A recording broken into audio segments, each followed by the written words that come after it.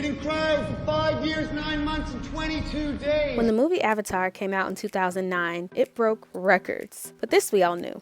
It was a cinematic masterpiece at the time, and arguably still is. What we didn't expect was that among the top 10 to 20 highest grossing movies of all time, it's mostly comprised of other fantasy movies, just like Avatar. You can see here the top 10 is filled with fantasy. The trend continues if we extend it to the top 20 with movies like the Super Mario Bros. Movie, Harry Potter, and Barbie. If you watched our first video, then you know that we at Today TV are very much so Harry Potter fans. Is Harry. But why? Why is it that fantasy movies seem to strike gold consistently in theaters? And why are we, collectively as a society, drawn to fantasy so much?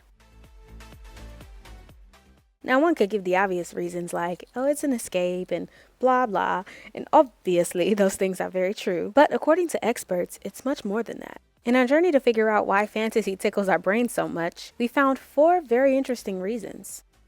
The first is that fantasy inspires creation. According to psychologists, fantasy is what teaches us to be able to think beyond the concrete, especially as children. If you really think about it, fantasy is the common denominator of everything that was ever created. Fantasy, by definition, requires a courage to make believe, think beyond reality, and a not being afraid to venture into absurdity. A flying machine that could take you across continents within hours, I'm sure sounded absurd before it was actually created. Same with devices that allow you to see and talk to people across the world. At some point in history, cell phones were probably a part of someone's fantasy novel. I put money on it. Don't neglect your imagination, people. It could change your life or the lives of others. Secondly, fantasy is easy. This is why it draws children and adults alike. For children, there's not going to be much in a fantasy novel or movie that they can't understand. And for adults, it doesn't make them have to put in the same kind of stressful effort that they'd have to put in real life to figure out problems, or in movies that simulate real life. I'm not supposed to be here. The fantasy genre is one of, if not the only genre, that has the license to create entirely new worlds, where the problems and contexts are easy to understand, but the outcomes, answers to those problems, and other parts of the plot are endless, because it's not bound by the limitations of our reality, because it's a new world. That's also why no one would get mad when they see mythical creatures or fire-breathing dragons that could talk, or something else weird, because your disposition with fantasy is that it's not like reality. The third thing we found is that fantasies are often fantastical enough for children and mature enough for adults. Fantasies that are the most successful have both. Bright colors, whimsical and intriguing visuals, and characters who do stuff that you've never seen before. All of this kind of stuff appeals to kids. Well, and adults too.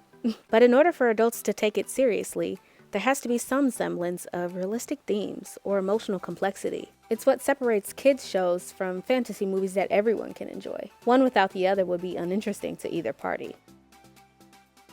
The fourth thing we found is perhaps the most interesting, and could be the thing that sells fantasy the most. That is, fantasy provides security and therefore attachment. Okay, hear us out. Most fantasy books and movies have several installments, full of further world building and lore on top of the first one that you've already encountered. This not only allows you to identify with said stories because there's more to know, but also because of the nature of fantasy, you know that there's always more to come. No one is creating deep fandoms about nonfiction movies. While there are those who like the movies, there's no Black Hawk Down fandom or Secretariat. No one's starting a Selma movie club or a Schindler's List fandom. It just doesn't appeal to readers and watchers in the same way. It obviously has an appeal, but it's totally different than fantasy. There's always an end that we can reach to those stories and those nonfiction movies in one sitting. But fantasy, you can come back and be submerged in that world over and over again for long periods of time. We become attached to these worlds and to these characters in the best ways. Well, most of us attach in a healthy way. Some of y'all need to go call a friend or touch some grass. While time away from fantasy and keeping ourselves grounded in reality are both necessary, fantasy just takes our brains to entirely new worlds, literally. And by fantasy's creative nature, chances are there won't be a shortage of stories to tell anytime soon, especially if Hollywood has something to say about it. Thanks for watching Today TV, your place for current events and modern topics with humor. We'll see you guys next time. Happy reading and watching!